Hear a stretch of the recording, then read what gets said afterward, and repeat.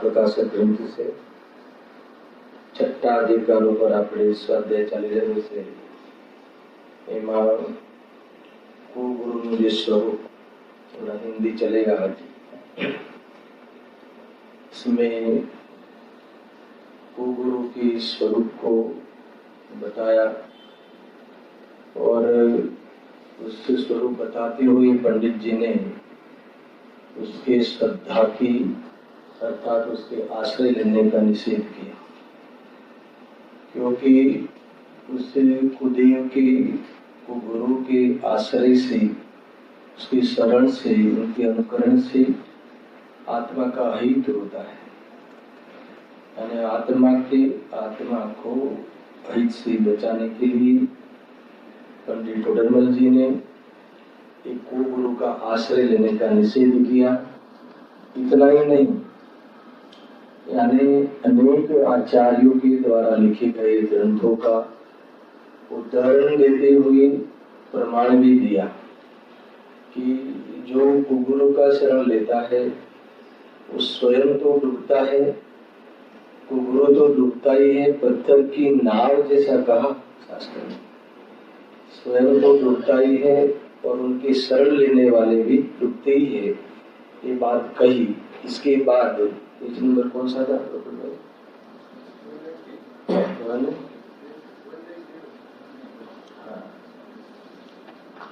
उसके बाद इस अज्ञानी के द्वारा जो दलीलें रखी गई उस गुरु के आश्रय के आत्मा शरण के जो समर्थन है, उस समर्थन के लिए अनेक युक्तियां, अनेक दलील करी गई और उस अनेक दलील का तोड़ पंडित जी ने बहुत ही लॉजिकल दिया है।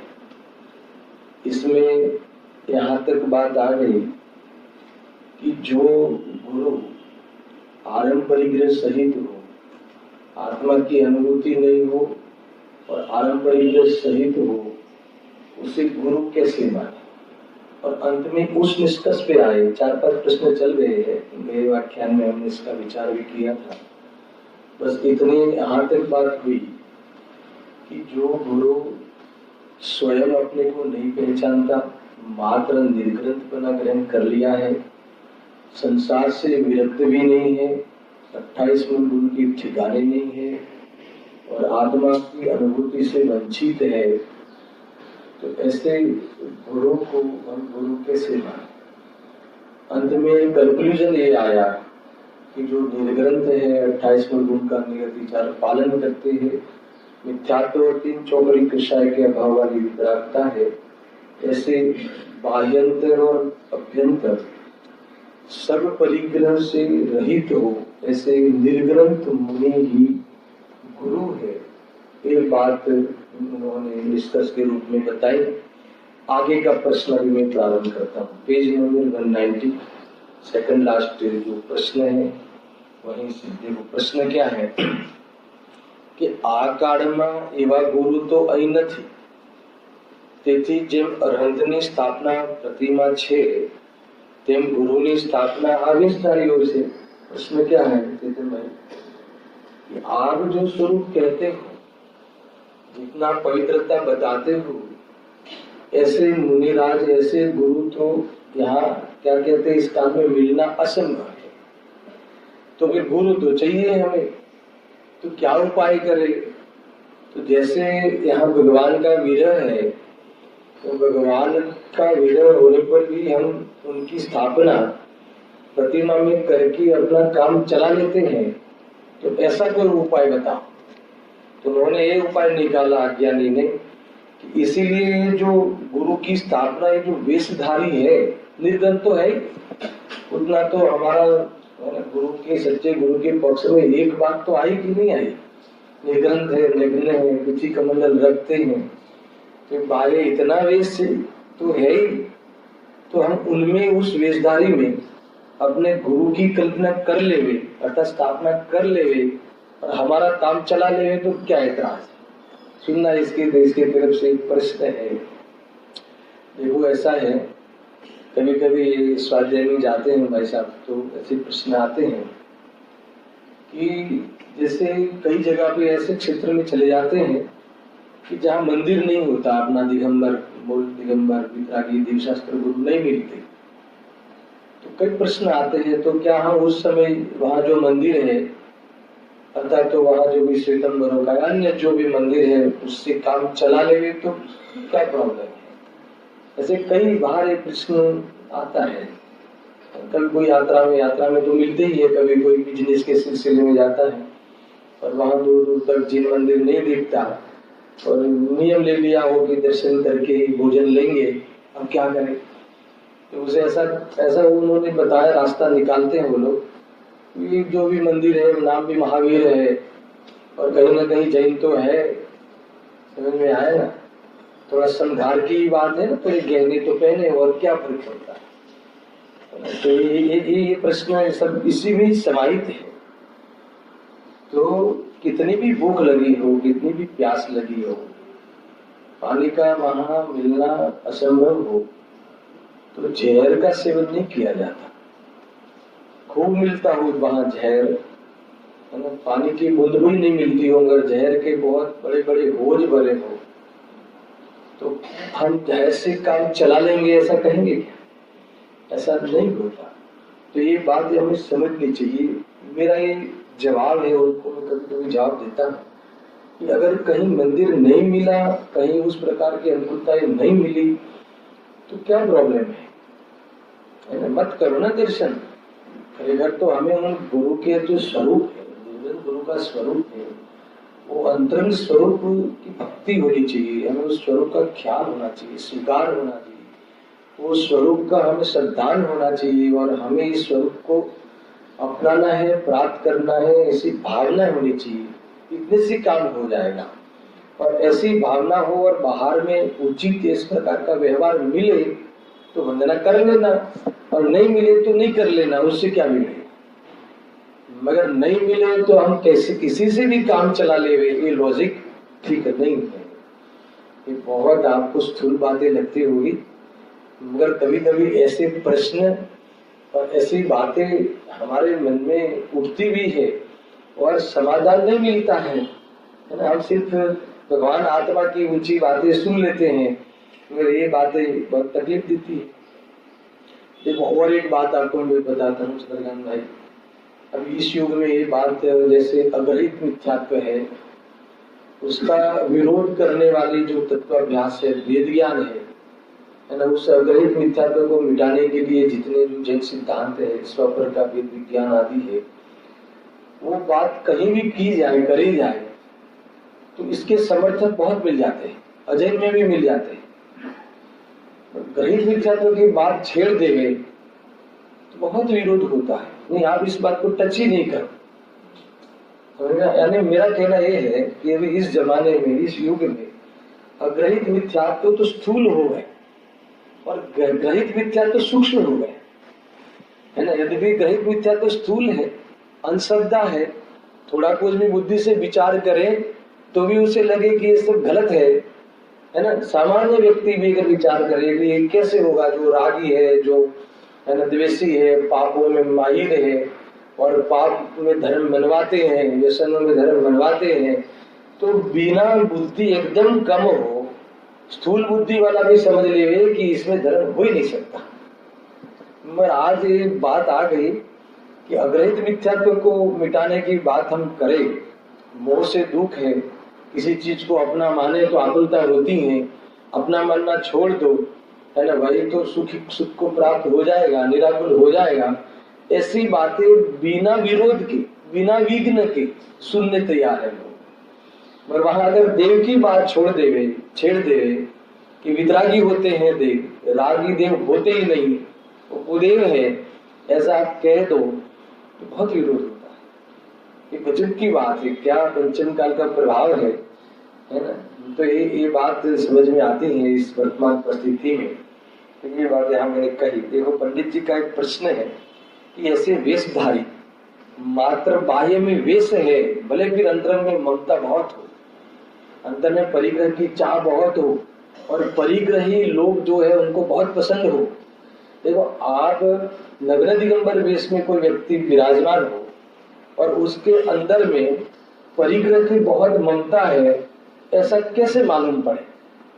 आप कैसे निर्णय करोगे कि ये मुनिराज को, ये साधु को परिग्रह की बहुत ममता है, कैसे पता चले? तो उनकी जो बाहर परिणाम और प्रवृत्ति देखते हैं, जैसे सेठ लोग आवे, बड़ा कोई सामग्री वाला व्यक्ति आवे तो उससे बहुत ही उसके अनुकूल बात करे, वो राजी रहे ऐसा प्रवचन करे, है ना, वो खुश रहे ऐसी बातें करे, उसको सम्मान देवे। यद्यपि देव शास्त्र गुरु तो वहां तिर्यन सुनने आ जावे या अज्ञानी सुनने आ जावे, तो वहां मांसाहारी और शाकाहारी भी, कोई मांसाहारी भी आ जावे, तो भगवंतों को भेद नहीं करते। भगवान है तुम, बाहर की प्रवृत्ति तुझे शोभा नहीं देती, ये जो पाप आदि परिणाम है तुझे स्वरूप से, है ना, स्वरूप की प्रीति नहीं करने देते, और कषाय की मनता की चाह तुझे शुद्धात्मा की भावना नहीं भाने देते। ऐसा अपनी तरफ से प्रवचन करते और अपनी तरफ से कहते कि तू स्वभाव से तू भगवान है प्रभु, है ना, बाहर में थोड़ी सी भूल है, तेरे जैसे स्वभाव वाला जीव इस भूल को निपटा के भगवान बन जाते। ऐसा ही कहें, कोई भी आगे मतभेद नहीं होता, क्योंकि द्रव्य स्वभाव की ओर से देखने की आदत है, उस प्रकार से देखने की अनुभूति है। ऐसे जीव पर्याय की ओर से भेद नहीं करते, समझ में आया। मगर कोई साधु बाहर में कोई किसी की बहुत पहुंच हो, कोई नेता हो, समझ में आया। देखो, ये आप सबको पता है इंदिरागांधी भाई, जैसे अभी मैं राजकोट गया था, तो ये जैसे भावनगर राजकोट में वो गांधी जी की जो संस्था है वो सब दिखाते थे, और सब लोग कहते थे कि देखो उद्देश्य के प्रवचन में गांधी जी आए थे, है ना, अपने देश के राष्ट्रपिता आए थे, फिर भी उन्होंने बताया कि कौन किसी को बचा सके, है ना, कोई किसी को बचा नहीं सकता, राज चला नहीं सकता, कोई देश चला नहीं सकता।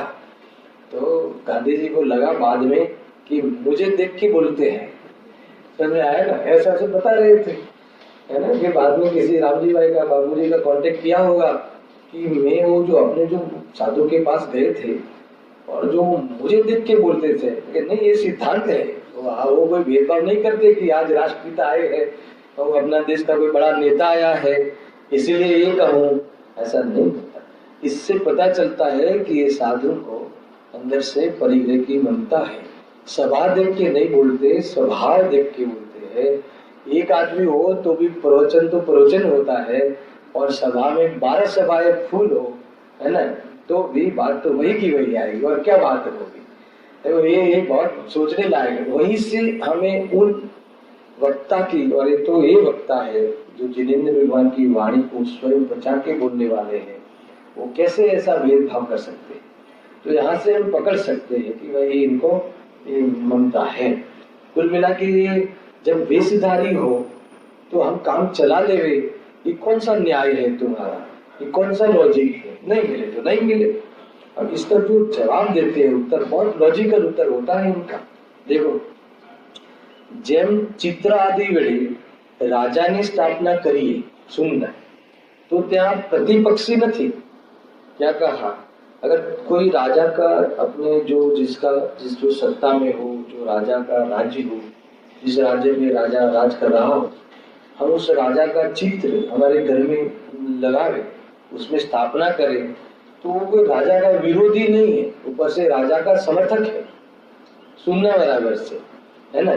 पर कोई मनुष्य पोताने राजा मनावे तो ते राजानो प्रतिपक्षी થાય। कितना सरल लॉजिक देते हैं। पर कोई मनुष्य अपने को बताए, है ना, राजा का चित्र क्यों लगाते हैं, आप मुझे ही मान लो ना राजा, समझ में आया ना, तो वो विरोधी हुआ। ये कह रहे हैं। तो ये मान लो कि कोई जैसे गांधी जी हैं, तो गांधी जी की कोई फोटो हम घर में लगावे कि ये बहुत ही वो राष्ट्रपिता थे, भगत थे, भारत देश की स्वतंत्रता में इनका बहुत योगदान है, ऐसा सब समझावे और महिमा करते करते फोटो लगावे उनकी, तो हम, है ना, उनके कोई विरोधी नहीं हुए, उनके प्रतिपक्षी नहीं हुए। मगर हम कहेंगे नहीं तो आप तो, मैं ही वो पगड़ी लगा देता हूँ, वेश पहन लेता हूँ, लकड़ी हाथ में रख लेता हूँ, अब मुझे ही, मेरे में ही गांधी की तुम कल्पना करो, ये विद्रोह है, ये ठीक नहीं है। ये यार कह रहे हैं, देखो ये जैसा अपने को राजा मनावे तो ये राजानो प्रतिपक्षी થાય છે, वो राजा का विरोधी है। तेम पाषाणादिक में अरहंतादिक की स्थापना बनावे, ऐसे भगवंत की जो स्थापना, आर्यन भगवान की जो नए निक्षेप स्थापना, उनके गुणों की, उनके वितरागता की, अंदर में पूर्ण वितरागता, अनंत चतुष्टय की प्राप्ति होती है। इनके सहयोग में रहा हुआ देह शरीर, जो मन वचन काय है, उनकी चेष्टाएं शांत होती है, उनकी चेष्टाएं बता के, शांत चेष्टा बता के अगर हम उस प्रतिमा में उन गुणों की स्थापना करें तो उसमें तो दोष नहीं है ना। कोई भी अरहंतादिक मुनि किसी की भी तो त्या तो तेनो कोई प्रतिपक्षी नहीं, तो वो कोई विरोधी नहीं हुआ। पर कोई सामान्य मनुष्य पोताने मुनि बनावे, ये तो कोई कहे कि अभी कोई मुनि नहीं दिख रहे है तो आप मुझे मुनि मान लो ना, कि जो उसमें मुनि का कोई गुण नहीं हो, मात्र निर्ग्रंथपना ग्रहण कर लिया, मात्र कपड़े नहीं पहने हैं साथ में, तो त्याग भी नहीं बोल सकता है ऐसे वेशधारी के लिए। तो वो त्याग क्या होता, कपड़े का त्याग अध्यात्म तो कहेगा कि तुम पर वस्तु का त्याग कर ही नहीं सकता, है ना, त्याग उपादान शून्य शक्ति। मगर कपड़े का राग जिनके छूट जाता है, उनके सहयोग में कपड़ा नहीं मिलता। मगर बिना राग छूटे कोई कपड़े को पहने नहीं और अपने को निर्ग्रंथ मनावे, समझ लेना, तो वो तो मुनि का प्रतिपक्षी हुआ। सुनना, वो तो मुनि का विरोधी हुआ। और उसको नहीं, उनको नहीं मानने वाला व्यक्ति मुनि का भगत हुआ। क्या कहा, नहीं समझ में आया? ये जो अपने पे आरोप है, इसका मेरा जवाब है नवीन भाई, समझ में आया ना, कि भाई जो मुनि की गुण नहीं रख धराता, मुनि का कोई गुण नहीं है, कोई मतलब कि उसमें वो मुनि बना ही नहीं है, और आप उसे मुनि बने की स्थापना करो, उसमें मुनि बने की कल्पना करो, मुनि बना मान के उनकी वंदना आदि करो, तो वो तो मुनि का प्रतिपक्षी हो गया कि जो मुनि नहीं है फिर भी मुनि माने। और ऐसे मुनि को जो मुनि नहीं मानता है वो सचमुच में मुनि का भगत है। जो अमुनि है और मुनि नहीं है, मात्र बाहर का वेश पहन लिया है, कोई विरक्ति नहीं है, किसी भी प्रकार का ठिकाना नहीं है, एक गृहस्थ को नहीं शोभे ऐसे कार्य में वो दिखता है, लौकिक कार्य उस पद में बैठ के कराता है और उसकी अनुमोदना करता है, और उसे तो मुनि माने तो विरोधी हो गया। तुम समझ में आया? और ऐसे मुनि के जो विरोधी है ना, ऐसे मुनि का जो विरोध करे वो वास्तव में सच्चे मुनि का भगत है। क्या स्वरूप है, क्या कंसेप्ट है ना, ऐसा है भाई।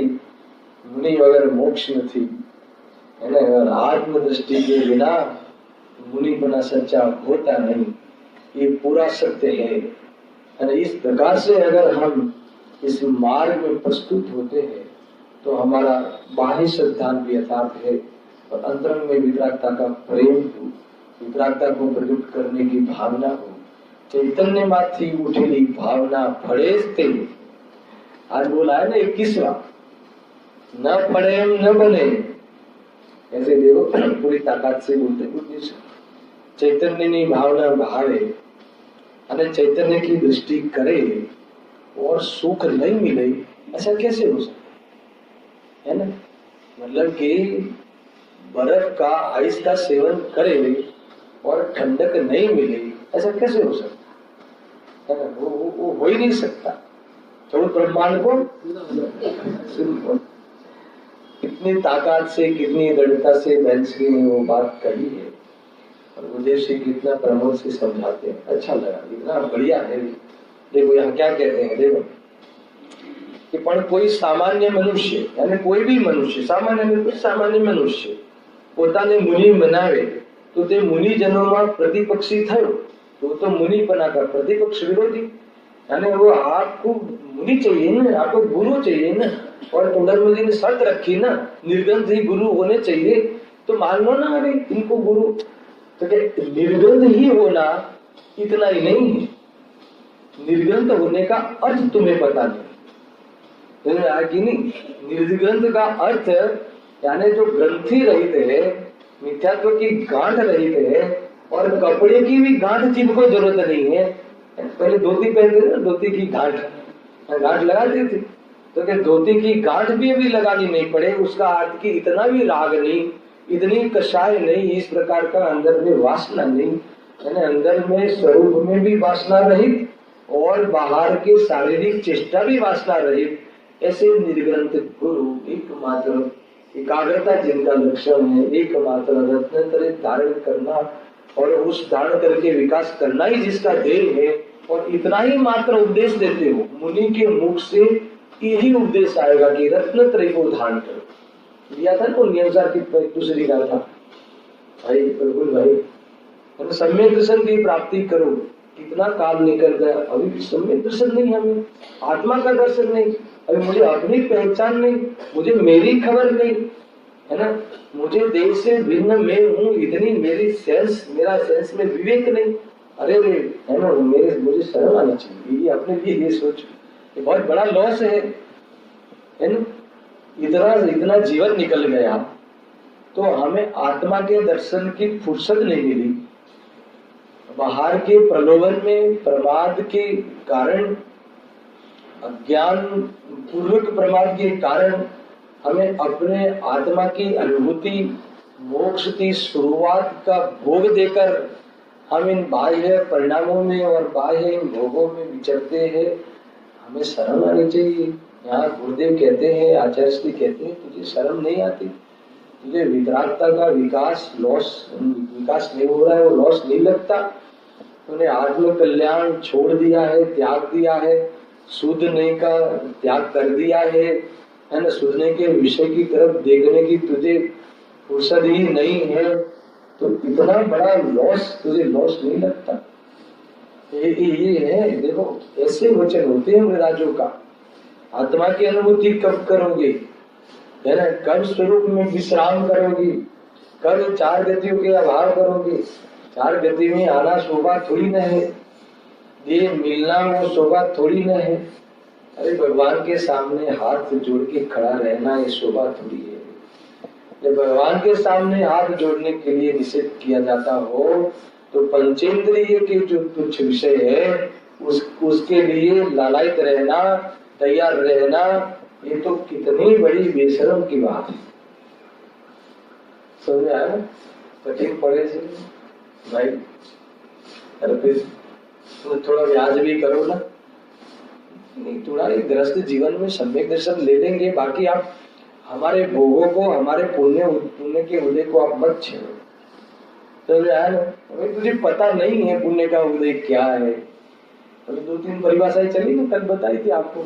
वहां पे एक स्वर्ग की परिभाषा बताई, तो क्या बताई परिभाषा, जहाँ संयम का अवसर नहीं उसे स्वर्ग कहते हैं।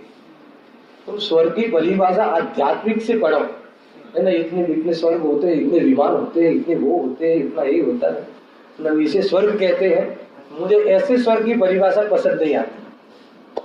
स्वर्ग यानी क्या, जहाँ संयम का अवसर नहीं, जहाँ पहुंचने पर संयम प्राप्त नहीं कर सकता, कि जो संयम है ना मोक्ष में निमित्त बनता है, ऐसे संयम की प्राप्ति करने की पर्याय में क्षमता नहीं हो, ऐसा जीवन हमें नहीं चाहिए।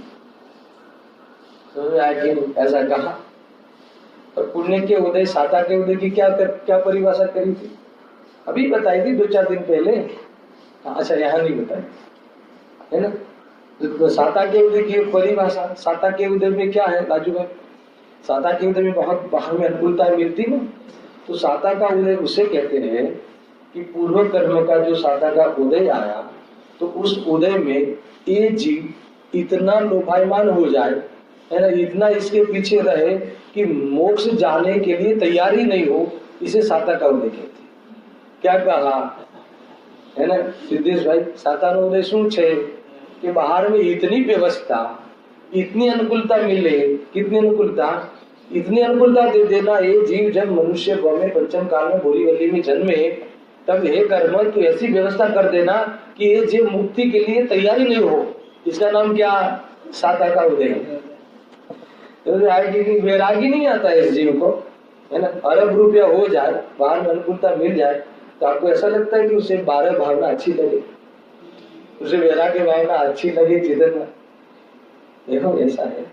इसीलिए वास्तव में मुनि उसे कहते हैं, गुरु उसे कहते हैं कि जो कहे कि तू चल मेरे साथ, है ना, तू ताकत वाला है, तू परमात्मा बनने की शक्ति रखता है। अरे तू इतना सरस जीव है कि एक स्वरूप में तू देखे तो मेरे से पहले मोक्ष चला जावे। ऐसा कहना किसको? समझ आया कि नहीं? तो मुक्ति का दावेदार है, तो मुक्ति का अधिकारी है, भगवान बनने का अधिकार रखता है। तेरा अधिकार कब जताएगा? ऐसी बात करे तब वो समझना कि गुरु। समझ में आया? स्वयं उस मार्ग में परिवर्तन करते हो और जीव मात्र इस मार्ग में परिवर्तन करे। वही कहे, कहने का राग आवे तो राग में भी वितराग होने का कहे, तब उस राग की प्रशंसा की जाती है। क्या कहा? कौन से राग की प्रशंसा करते हैं? जिस राग में वितराग होने के कहने की भावना आवे, वितराग होने के लिए कहे, उस राग की लोक में प्रशंसा होती है। ऐसे राग आने पर भी उस जीव को उस राग की प्रशंसा नहीं लगती।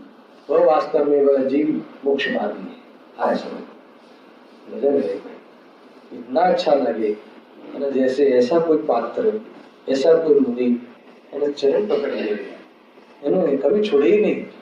सही में कहता हूँ, मुझे मन नहीं करता आगे बढ़ने का जब भी मुनिराज की चर्चा आवे ना, क्योंकि पूरा ज्ञान में वो बात आ जाती ना, ऐसा लगे कि उनके शरण में बैठे रहे।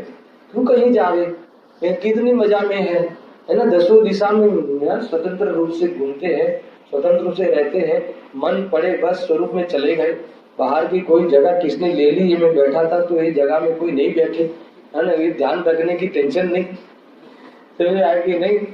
कितनी शांति निराकुल पर भाई।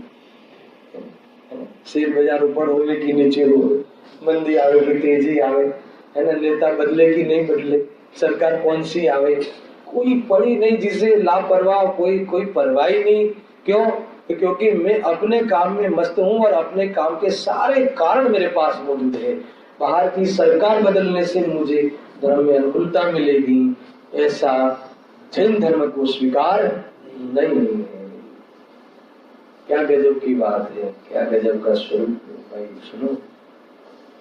सुनो ये अपनी बात, सुनो ये अपने बादशाह बने की बात, मजे की बात है। कोई ऐसा अपने को कहे कि तुम भगवान बनने की लायकात रखता है, तो ऐसा लगे कि क्या बात है, इसने कोई बात कैसे कह दी, है ना। इस बात में विचार करना चाहिए, बहुत बड़ी बात है, छोटी बातें नहीं। मैं आपको कहती हूँ कि आपको मंदिर को संभालने की आपकी योग्यता है, तो आप कितना जोरदार संभालते हो इस संस्था को, आए दिन इतने अच्छे प्रोग्राम चंद्रकांत भाई कराते हो आप, है ना, तो आपको कैसा लगता है? अरे करा ही नहीं सकता जी, इतना राग कर लेता, और वो अपने आप अपने स्वकाल में होने वाली चीजें है। बात तो यहाँ गुरु की चलती है। ये कहते हैं कि देखो क्या कहते हैं, मूल बात ये है कि कोई भी गहरे गहरे व्यक्ति को मात्र अपना एक प्रकार से खाली कपड़ा छोड़ देवे और आप उसकी और कोई बात मुनिपना का कोई गुण नहीं हो, न अंतरंग में गुण हो, न बहिरंग में भी कोई ऐसा पालन हो, है ना, और बहिरंग में ऐसा दिखता हो कि राग की समर्थक है, ये वास्तव में स्वभाव के समर्थक है, ये बाहर में इस प्रकार की बहुत पूंजी मिले, लोक में संसार में सुख मिले, तो उसकी बातें करते हो, तो ऐसे मुनि को आप मुनि मानते हो, तो वो तो मुनि का, गुरु का विरोधी हुआ। और ऐसे विरोधी का हम विरोध करें तो हम प्रतिस्पर्धी हुए, अरे प्रतिद्वंदी, प्रतिपक्षी हुए क्या? तो हम विरोधी नहीं हुए, वास्तव में वो हम मुनि के भगत हुए। तो मुनि के भगत का लेवल तो हमें मिलना चाहिए। समझ में आया कि नहीं? ऐसा है। अब कैसे उंगली उठाते हो कि मुनि को मानते नहीं? हम उस मुनि को नहीं मानते कि जो अमुनि है, और उस मुनि को नहीं मानते कि जो कहा है शास्त्र में, जो मुनि का स्वरूप है उससे विरोध में प्रवर्तन करता हो, तो हम उस मुनि को नहीं मानते। तो हम उस मुनिराज के, मुनि जीवन के और मुनि निर्गुण गुरु के प्रतिपक्षी कैसे नहीं हुए? ये बात है। हाँ, इसलिए मैंने कही कि भाई क्या करें, लोग ऐसा जानते हैं कि क्या मुनि बन के मुनि को मानते हो? बताओ क्या आपको, है ना? हम मुनि बन जाए फिर आपको बताओ क्या मुनि को मानते हैं क्या? ऐसा कोई स्वरूप है क्या? इतनी जल्दबाजी नहीं करना। किसी को बताने के लिए मुनि नहीं हुआ जाता, कोई सिद्ध बाहर में प्रसिद्ध सिद्ध करने के लिए, कोई प्रूव करने के लिए मुनि नहीं बना जाता। मुनि तो निज भावना है, मोक्ष का साक्षात कारण है। एक बार अपने स्वरूप में, जो मोक्ष मार्ग में जो स्वरूप में बस जाते हैं, वो मुनि है। तो वास्तव में मोक्ष के लिए वो वितराग मार्ग में खड़े हैं, वो मुनि है भाई, है ना? तो राग की समर्थक करने वाले कैरेक्टर को हम मुनि कैसे माने? ये कहा ना, स्थापना कर देते हैं। मैं इसीलिए इसको इतना खुलासा करता हूँ कि ये नहीं, आपको तो आपने ये तो कहा था कि निर्गंध गुरु ही गुरु है, तो फिर तो निर्गंध है ना? नहीं, आपने पढ़ा नहीं पूरा। और क्या लिखा है? बाह्य अभ्यंतर परिग्रह के जो त्यागी हो, यार ये बात है मूल। तो स्वरूप की एकाग्रता हो, है ना? दुनिया में किसी भी चीज की अवेयरनेस, है ना, आधीनता भाषित नहीं होती हो, और निरंतर मजे में रहे। हमको तो सुनने की भी जो आधीनता है ना, उनकी इतनी भी आधीनता नहीं होती। उनके आवश्यक में देव गुरु, ऐसा देव गुरु शास्त्र के दर्शन अनिवार्य रूप से नहीं होते। आवश्यक नहीं, स्वयं परमिष्टि स्वरूप में डूब जाए तो डूब जाए, कमजोरी आवे तब वो अपने उससे भी ऊंचे आसन पे विराजमान भगवान के शरण में जाने का भाव आवे, फिर भी उस भाव, भावक का भाव है, ज्ञान का भाव नहीं है। क्या निजम की बात है, सुनना मेरा दोस्त। अभी 10 दर्शन पर्व भी गए, पता नहीं यहाँ से किसी ने मैसेज दे दिया होगा कि भाई से सुनना, जब भी मुनिराज की बात आती है तो फिर आप वो हटेंगे नहीं, है ना? बस बरस पड़ेंगे। वहाँ किसी ने कहा होगा, यहाँ अपने यहाँ से किसी ने फोन में कहा होगा, तो फिर हमको आपका, आपकी शैली का परिचय है। आप तो बोलते हैं जो में आएगी नहीं, तो पर ही ऐसा है ना? जैसे भगवान आत्मा की बात चलती हो, सूझने के विषय की बात चलती हो, तो उस चर्चा में से भी बाहर आना नहीं पोसाता, क्योंकि इसके बाहर चर्चा भी इतनी फालतू होती है। अभी जब उस सूझने की चर्चा से बाहर आना पसंद नहीं होता आत्मार्थी जनों को, तो जो व्यक्ति सूझने का इतना बड़ा आश्रय लिया हो, प्रचुर आश्रय लिया हो, वो फिर वहां से कैसे हटे, है ना? तो उसका ज्ञान वहां जावे। ये व्यक्ति आया, मुझे वहां नमस्कार नहीं किया, अच्छा उनको ज्ञान तो होगा ना? ज्ञान नहीं होगा कि इसने नमस्कार नहीं किया, वो नमस्कार नहीं किया, ऐसा ज्ञान होने पर भी, है ना, समझ में आए कि नहीं, ये नमस्कार क्यों नहीं करता, इतना उपयोग नहीं कर पाता, है ना? उससे उनको ऐसा ही लगता है कि बोले लो भगवान छे, है ना, ये भी पावने वाला जीव है, हम तो यही चाहते हैं कि ये मेरे से भी आगे जाए। ये वात्सल्य होता है अंदर में, जीव के प्रति इतनी अंदर में निष्प्रभ भाव से तर्फड़ होती है, ऐसा होता है। तो कम नहीं समझना किसी जीव को, वर्तमान में कोई उदयों में फंसा हो, कम नहीं समझना, वो भावी तीर्थंकर हो सकता है। समझ में आएगी नहीं? अरे भावी सिद्ध तो है ही, तीर्थंकर नहीं बोले तो समझ में आएगी नहीं? हम सब भावी सिद्ध है कि नहीं? अमराज सिद्ध छू, है कि नहीं? स्वभाव थी अमराज सिद्ध छू, है ना। और जब मैं तीनों काल सिद्ध ही हूँ तो पर्याय सिद्ध बन जाए उसमें क्या आश्चर्य। अरे सिद्ध पर्याय सिद्ध बना प्राप्त नहीं करती, उसका आश्चर्य है। ये भी वास्तव में अज्ञानता है ना। हर चीज गिने है, इसमें सिद्ध क्यों नहीं बनता? वो तो प्रेरणा के लिए बोलते। अरे मैं सिद्ध हूँ ऐसी जिसकी दृष्टि हो गई तो उसे जल्दबाजी नहीं होती है ना। अभी श्रीमंत भगवान विराजमान है तो उनको अपनी सिद्ध पर्याय कब होने वाली है वो ज्ञान में झलकती कि नहीं झलकती? तो ऐसा नहीं लगता कि मैं इतना पावरफुल व्यक्ति है ना, 4 घाती कर्म का अभाव कर दिया है, 12 सभा मेरे चरणों में बैठी है और मैं इतना लेट जाऊंगा, मेरे से पहले लोग चले जाएंगे, तो मैं थोड़ा कुछ ऐसा वैसा क्या करूं कि जिससे जल्दी चला जाऊं? ऐसा कुछ नहीं होता है ना। ऐसी कोई पर्याय की भेद बदली करने का भाव हो तो उस पद में होते ही। भाई मजाक करो ना, समझ में आए ना? ये है तुमने हमें कंसेप्ट ख्याल रखना चाहिए। जहाँ जितने अब तो 7वां अधिकार खुल के आने वाला है, 1.5 पेज है ना। बहुत सी जो जैन मत अनुयायी मिथ्या दृष्टि है ना, जो जैन तत्व को जैन धर्म को अपनाते हैं उसमें चल रहे हैं। और ऐसी क्या भूल रही गई कि जब तक अभी तक आत्मदर्शन नहीं हुआ। कई बातें शांति से लेंगे। देखो क्या कहते हैं, तो ते मुनिजनों में प्रतिपक्षी थયું એ પ્રમાણે જો સ્થાપના થતી હોય फिर से, पर कोई सामान्य मनुष्य પોતાને मुनि मनावे तो ते मुनिजनों में प्रतिपक्षी थયું, तो मुनि पद का विरोधी हुआ। कैसे भी मान लो, किसी को भी मान लो ऐसा। ये प्रमाणे जो स्थापना थती हो और इस प्रकार से ही स्थापना कर दी जाती हो तो पोताने अहरण पर मानो। ये कहते हैं ना अहरण मनाओ। फिर तो आप जब कितनी प्रश्नता आ जाएगी आपको पता है कि क्या चीज है, किस चीज को अपन आमंत्रित कर देता है व्यक्ति। समझ में आ रहा है? ऐसा है किसी में भी स्थापना कर दो, ऐसा कैसे चले? नहीं होता है। देखो किसी में भी अपनी पत्नी की स्थापना कर दो, ऐसे दिन आ जाएंगे, क्या फर्क पड़ता है इसमें? तो ये इतनी भ्रष्टता आ जाएगी, बड़े बड़े दोष आ जाएंगे। तो ये दोष आगे लिखा गुरुदेव के प्रवचन खोल के सुना। मूर्ख है ना, तू जिस प्रकार से चाहता है स्थापना करना चाहता है, तो क्या चाहता है? तो बिना सम्यक दर्शन भी मोक्ष जाएगा ऐसा मान लेगा कल? ऐसा नहीं होता है ना। राजमार्ग ये नहीं है ना, जो मार्ग से विरुद्ध चिंतन तुझे बहुत ही भटकाएगा। देखो हम उस मार्ग में नहीं चल सकते हैं, अलग बात है।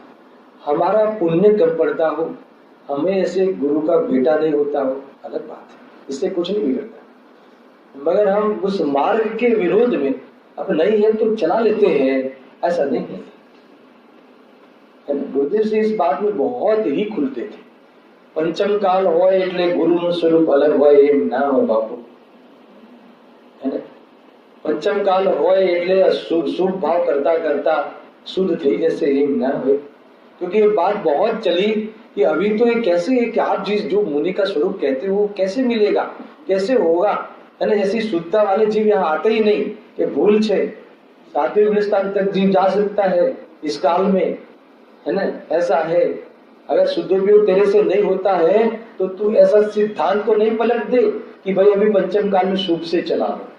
बहुत विरोध करते थे खुल के गुरुदेव श्री, नहीं होता ऐसा। तरण काल में होय परमार्थ का एक ही पंथ है, कोई अलग अलग नहीं होता, ऐसा है। अच्छा शक्कर पंचम काल में मीठी होती है और आगे आगे निकृष्ट काल आएगा तो शक्कर तीखी होगी? नहीं होगी, नहीं होगी। स्वभाव नहीं छूटता, जो स्वरूप है उससे विरोध में चीजें नहीं होती। देखो પણ તેમની સ્થાપના હોય यानी પોતાને અહમ પણ મનાવો। अगर आप कह रहे हो इस प्रकार से स्थापना करते जाए तो अब तो आप भगवान की भी आप प्रतिमा क्यों बिठाते हैं? स्वयं बैठ जाओ, जो हमारे बाबू भाई बिठाते थे ना सब बच्चों को, नहीं पता बाबू भाई, छोटे बाबू भाई, बता भगवान बनी जाओ, ऐसा है। तो हर बच्चे फटाक से देख बैठ जाते, तो अर्घ नहीं चढ़ाते हैं उनको, बच्चों को। ऐसा है, हमारे पंडित जी है उनका एक बेटा है, तो जब भी उसको दूध नहीं पीना हो ना तो उसकी मम्मी को कह के देखो भगवान दूध पीते हैं क्या? नहीं पीते ना, ऐसा तो इजीली आप दूध मत पिला, इस प्रकार से जहां जहां आपको अनुकूल हो वहां सिद्धांत का उपयोग मात्र नहीं करना। समझ में आया कि नहीं? गजब की बात है। देखो पण તેમની स्थापना હોય तो बाह्य में, देखो ये बहुत बड़ी बात है। अगर स्थापना करने की बात आवे तो बाह्य में तो ये प्रमाणे जो होनी चाहिए, है ना। अपने पिता की जो फोटो है ना, तो फिर जैसे पिता थे ऐसे ही फोटो बनवाओ, है ना। थोड़े अभी काल बदल गया तो थोड़ा आधुनिक पापा की फोटो बना देवे तो ये नहीं चलता, समझा नहीं। अभी वो जूने जमाने के थे तो उस समय वो पगड़ी पहनते थे, तो अभी पिताजी की फोटो थोड़ा अलग से बना दूं मैं, ऐसा नहीं होता। तो जैसे थे वैसी फोटो बनती है। समूह में भगवान जैसे है, जिस विराजमान जिस प्रकार से है, वैसी ही यहाँ विराजमान की स्थापना निक्षेप की पद्धति है, इससे विरोध में नहीं हो। समझ में आएगी नहीं? ऐसा है। પરંતુ તે નિર્ગ્રંથ અને ઘણા પરિગ્રહનો ધારક છે, ત્યાં અમે ત્યાં એમ કેવી રીતે બને? आप हमको इतना मैंने आग्रह क्यों करते हो कि आप भी मान लो ना भाई, समाज में सुलह रहेगी, झगड़े नहीं होंगे। अरे तेरे झगड़े नहीं हो उसके लिए मैं, है ना, ग्रहित मिथ्यात्व को ग्रहण कर लूं, ऐसा किसने कहा? है ना, सारी दुनिया विमुख हो जाए मगर हम सत्य के विरोध में खड़े नहीं रह सकते। सत्य के विरुद्ध में खड़ा रहने का अर्थ पता है आपको? सत स्वभाव से कोसों दूर चले जाना, मुक्ति के मार्ग से विमुख चलना। भाई हम तेरे संबंध संभालने के लिए हम इतना ये असत्य को स्वीकार नहीं करें। भाई साहब नए नए कोई संधि बने हो और उनको संभालने के लिए उनकी मान्यता को हम फॉलो कर लेंगे, ऐसा नहीं हो सकता, है ना। बाकी जो लौकिक बातें हैं वो सब हमें मान्य है, आप जो कहो मान्य है, मगर जो धर्म बुद्धि और धार्मिक पद्धति है उसमें अगर जान भी चली जाए, देह का भी त्याग करना पड़े बाकी संबंधों की, तो क्या कहें। वैसे भी संबंध छोड़ने के लिए ये सब स्वाध्याय कराते हैं, है ना। सर्व संबंध बंधन दीक्षण छेदिन विचक्षु महत्व पुरुष की पद्धति, ख्याल में आगे नहीं। सर्व संबंधनो बंधन तीक्षण छेदिने विचार सुन कर महत पुरुष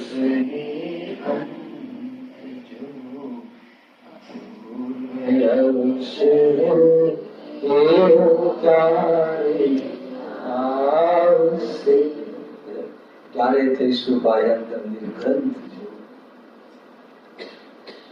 गजब की बात है प्रभु, हम कैसे इस बेटे को, बेटियों को, बहू को खुश रखने के लिए हम मार्ग से विरुद्ध में अपना पक्ष देवे, उसमें वोटिंग करें, ऐसा दिन काल में नहीं हो सकता। जिंदगान में ये बात आज हमारे लिए बहुत मायने है सारे केस, क्योंकि अब संबंध होने लगे ना अलग अलग जगह पे। अभी बेटी आपने कहीं और में है तो इस धर्म के फॉलो नहीं है, तो क्या करोगे आप? तो कैसे निभाओगे? कुछ नहीं निभाना है, उसका पाप पुण्य उसके साथ, समझ आएगी नहीं। अरे वो तुम बच्ची को अगर बेसबुद्धि से कहीं भी जग डाल के आओगे तो उसका पुण्य काम करता कि नहीं करता? कर लेगा कि नहीं कर लेगा, है ना। कोई मतलब स्टेप मगर यार ऐसी कोई चीज हो और आप उस बेटी को कहीं ऐसी जगह पे ब्याह दे तो आपको ऐसा लगता है दुखी होगी? अरे और वास्तव में दुख क्या है? विद्या दर्शन दुख है, और जिसे सम्यक दर्शन प्राप्त करने की बात जिस जहाँ चलती हो, ऐसे संप्रदाय में और ऐसे घर में बच्ची देना बहुत बड़ा भाग्य है। आगे नहीं, सम्यक दर्शन ही सुख का कारण है। क्या करूं भाई, हमें तो जिस माहौल में हम लोग खड़े हैं वहां से हमारे लिए मोक्ष के दरवाजे खुलते हैं, है ना। आप अपने को जंच मात्रा भी कम मत समझो, है ना। ये बात आई और जो ये जो कहा ना कि परंतु ते निर्ग्रंथ ने आ घना परिग्रहों धारक छे, तो विस्तारी में आप स्थापना करने के लिए हमें आग्रह करते हो, तो वो परिग्रह के धारक व्यक्ति को, परिग्रह के समर्थक है, जो एक ग्रस्त जीव काम नहीं करते ऐसे काम में दिखते हैं, धर्मशालाएं बनवाते हैं, अरे मंदिर बनवाते हैं, वो मुनि का काम नहीं है। समझ आया कि नहीं? मंदिर की वेदी पे विराजमान होने का मुनि का काम है, मंदिर की वेदी बनवाने का मुनि का काम नहीं। वो तो गृहस्थ जो है ना, वो धर्म के लोभी जीव और गृहस्थ जीव आत्मार्थी जन को राग आता है ना? बाकी ये जीवन बहुत ऊंचा है। कैसे हो? देखो कितने जोरदार। हम निर्गत गुरु को ही गुरु क्यों माने? क्योंकि महंतता का आधार दिया था, है ना? क्योंकि वो महंत है, उन्हें किसी भी चीज की जरूरत नहीं है। अरे गृहस्थ जीवन में सम्यक दृष्टि भी हो तो भी वो महंतता को प्राप्त नहीं है। व्यापार आजीविका की गरज है, बाहर में वो किसी सेठ के यहाँ काम करता है।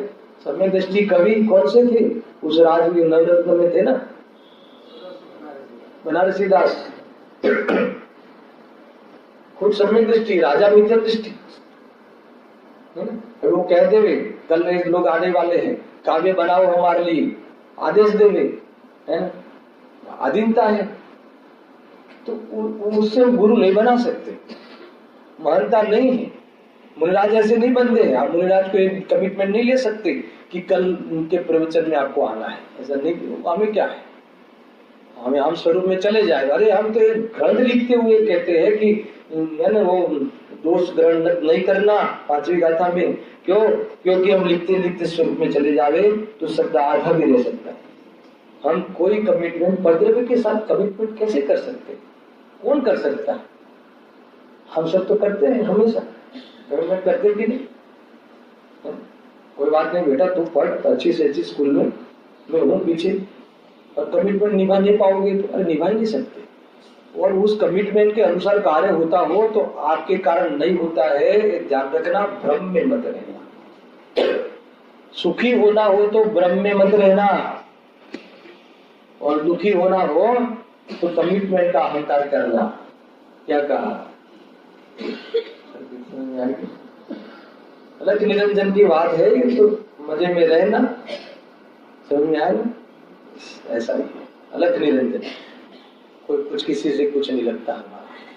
देखो तो ये बात आई थी, प्रश्न ये आया था, मैंने थोड़ा आपको अध्यात्म का रस भी इसके साथ लिया। मूल तो ये है कि आप, उनका कहना है कि वेशधारी में आप स्थापना कर दो, तो क्या नहीं होता है ना? वो तो मुनि का स्वरूप नहीं है, उसमें हम मुनि बने की स्थापना करें तो मुनि का प्रतिपक्षी हो जाएगा, है ना? इसीलिए ऐसा काम हम नहीं कर सकते। अब दूसरा प्रश्न देखो, ये प्रश्न बहुत खतरनाक, देखते हैं आज कितना चलता है, नहीं तो कल इसको और खोले। ये प्रश्न आज हर जगह है। कैसा प्रश्न है? आ काळમાં श्रावक पण जेवा संभवे तेवा નથી, તેથી जेवा श्रावक तेवा मुनि। आप मुनि की बात क्यों करते हो? पहले तो बताओ कि उद्दिष्ट आहार का त्याग होता है मुनिराज को, है ना? और शुद्ध आहार, अंतराय रहित, इतने दोष रहित आहार, तो ऐसे आहार लेने वाला और बनाने वाला श्रावक तो बताओ पहले, बाद में मुनि की बात करो। ऐसा अरे भाई वो तो श्रावक की समस्या है, मुनि की समस्या नहीं है। नहीं, ये तो मुनि बिगड़ते हैं ना, वो श्रावक के कारण बिगड़ते हैं। अरे तू क्या कह रहा है? नहीं भाई, मुनि ने कौन बगाड़िए छे? आपने बगाड़िए दिए ना, ऐसे कहते वो तो। अरे वो क्यों बिगड़ते हैं फिर? समझ में आया ना? अरे जैसा श्रावक है, श्रावक तो कई प्रकार के दिखाएंगे जवाब, है ना? और जैसे श्रावक है वैसा गुरु हो, ऐसा होता है क्या? समझ में? ये फॉर्मूला है। अरे गुरु श्रावकों को अपने तरह बनाएगा, मगर जैसे श्रावक है वैसा गुरु बन जाए, उसे हम गुरु कैसे कहें? समझ आया कि नहीं?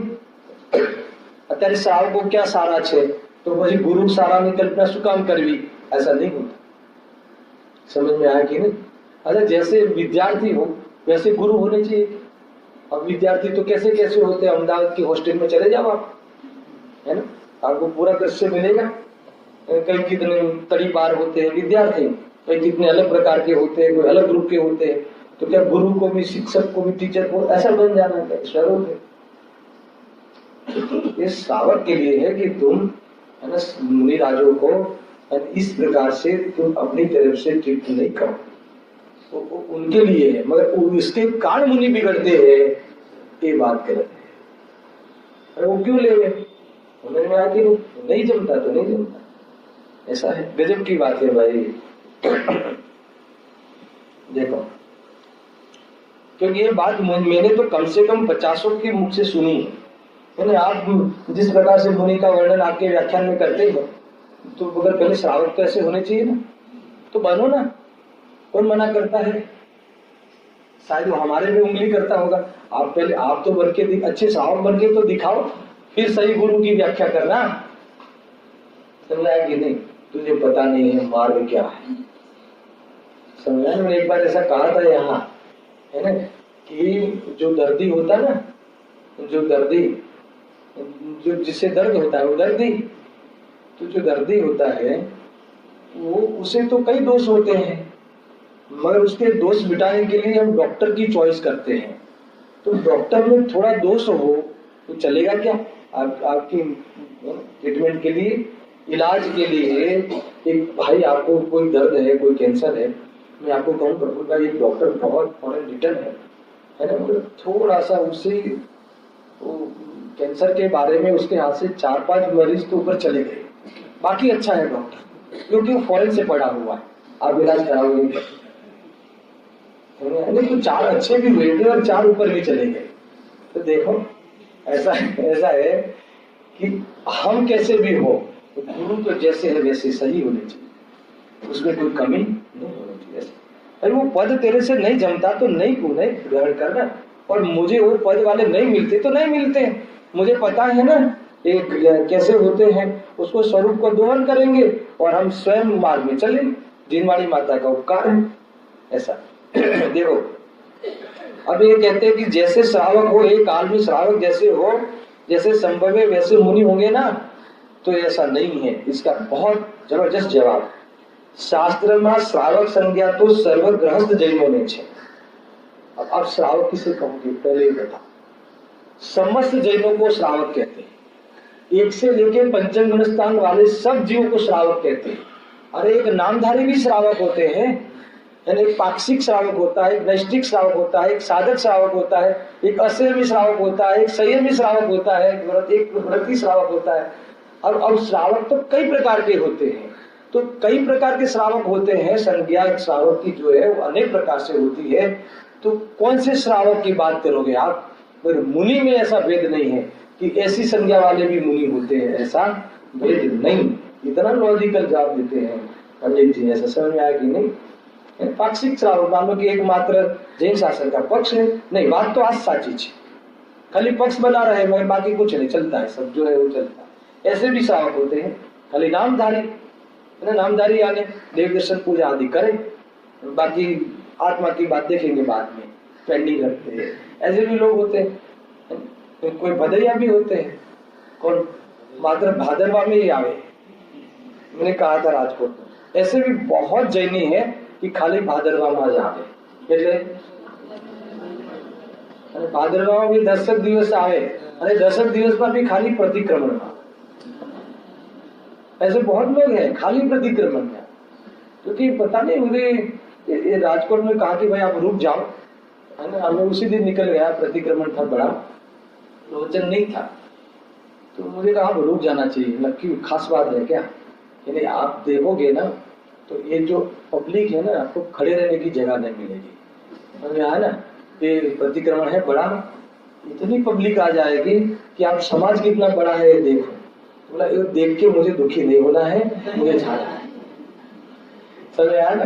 ये जो जितना मैंने देखा है उतना मैं खुश होके जाता हूँ, मुझे ये देख के मैं दुखी हो जाऊंगा, रागी हूँ, समझ आया ना। अरे इतने लोग हैं फिर भी मार्ग में नहीं लगते, है ना, खाली अंतिम दिन आते हैं, तो ये इसे तो मुझे जाने दो, वो सही है, मैंने समझ लिया, वो कोई देखने की चीज नहीं है ना। हम तो देखने वाले को देखते हैं और उसी को दिखाने की बात करते हैं, बाकी हमारा काम नहीं है। हम सभा को देखते नहीं है, सभा में 1000 लोग बैठते तो वहां नजर तक नहीं जाती। दीपक भाई आप भी अभी की नजर, है ना, 2-4 लोगों को देखते हैं, आगे वो ना भी 2-4 लोगों का आते हैं आता है।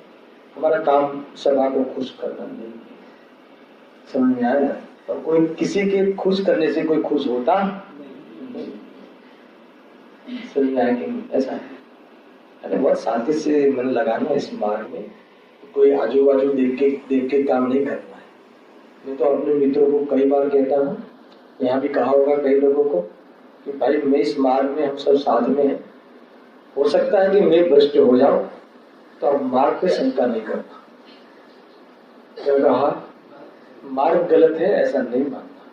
हो सकता है कि मैं भ्रष्ट हो जाऊं, हो सकता है कि मैं इससे विपरीत हो जाऊं, हो सकता है कि मैं इसके विरोध में बैठ जाऊं तो बुद्धि खराब हो जाए, तो तुम ये नहीं समझना कि मार्ग खोटा था। समझ में आएगी नहीं? तुम लगे रहना है और मुझे स्थितिकरण करा देना। समझ में आएगी नहीं? इतनी सी बात है भाई, ऐसा है। देखो शास्त्र में श्रावक संज्ञा तो अष्टमूल गुण वाली बात आती है। अष्टमूल के धारी होते हैं श्रावक, 3 मकार का त्याग और 5 उदंबर फल का त्याग, है ना, मद मांस और मधुर, जो शराब, फिर शहद और मांस, ऐसा ये 3 चीजों का तो है ना सपने में भी सेवन नहीं करता, है ना, मौत के भोग पे भी सेवन नहीं करता, फिर भी धर्म नहीं होता। क्या कहा? इससे धर्म नहीं होता। मगर धर्म जिसे प्राप्त करना होता है उसका जीवन ऐसा समझे। और 5 उदंबर फल, और उसके साथ में और भी है कई प्रकार के, अभी हमारा वो विषय नहीं है, कभी श्रावक धर्म इसमें चर्चा कर सकते हैं। 3 मकार का त्याग, फिर चौथा है उदंबर फल का त्याग, फिर और 4 बताए। देव दर्शन कंपलसरी करता है, भगवान के दर्शन के बिना भाव मन नहीं बनता। समझ में आया? अरे तुझे भगवान के दर्शन करने का भाव नहीं आता कि जो परमात्मा दशा है, भगवान आत्मा के आश्रय से जो दशा प्रगटी है और मेरी ऐसी दशा प्रगटेगी, दिन में तुझे उठते ही वो भगवान देखने का भाव नहीं बनता, है ना। रात्रि में उस साइड जाना है तो रात्रि में कर लूंगा, इतनी दरिद्रता ठीक नहीं है। अभी सुबह सुबह तो थोड़ा आगे जाना है, पर रात्रि में मुझे बाजू में काम है तो दर्शन कर लूंगा, ऐसा नहीं होता। समझ आया कि नहीं? कितना गरीब है जी, यानी उसे फुर्सत नहीं है। 1 घंटे के 1 करोड़ की आमदनी, 100 करोड़ की आमदनी, और फिर वो भगवान को बाद में मिले तो क्या बात प्रॉब्लम है? एक मंदिर बनवा देगा ना, तो क्या होगा? इससे क्या होगा? भाई पूरी रात्रि में ऐसा बेसुध हो जाता है, मुर्दे के जैसा हो जाता है पूरी रात भर, है ना। नींद में आत्म कल्याण का अवसर नहीं रहेगा। ये नींद की परिभाषा क्या कहा? गृहस्थ जीवन की ऐसी एक अवस्था कि जहां वेदज्ञान करने का अवसर नहीं रहता, वो कौन सी अवस्था है? नींद। ये नींद की अवस्था। अब हम देखना, मुझे तो नींद अच्छी आती है, मैं बहुत सुखी आदमी हूँ। नींद अच्छी आने का नाम सुखी है क्या? तो यार नींद नहीं उड़ी है अभी तक तेरी, समझ आया कि नहीं? नींद उड़ जानी चाहिए, मेरा काम बाकी है, कल बुलावा आ जाएगा, शाम को ही चला जाऊंगा तो, है ना। ये बड़ी इतनी बहुत जबरदस्त पर्याय है कि जिसमें आत्मा का हित करने का पूरा तक है, और कल नहीं मिले तो अर्पित, कल मिलके फिर करेंगे, ऐसा नहीं होता। अरे आत्मा कल नहीं मिलता, आत्मा तीनों काल है, जिसके आश्रय से कार्य होता है वो आज कल वाला नहीं है, वो त्रैकालिक है। और वर्तमान में जो का जो खड़ा है तुम्हारे सामने, दस्तक देता है, दर्शन देता है, अब कर लो काम में। ऐसी बात है। ये प्रश्न का कल खुलासा विशेष से होगा, कल सहजानंद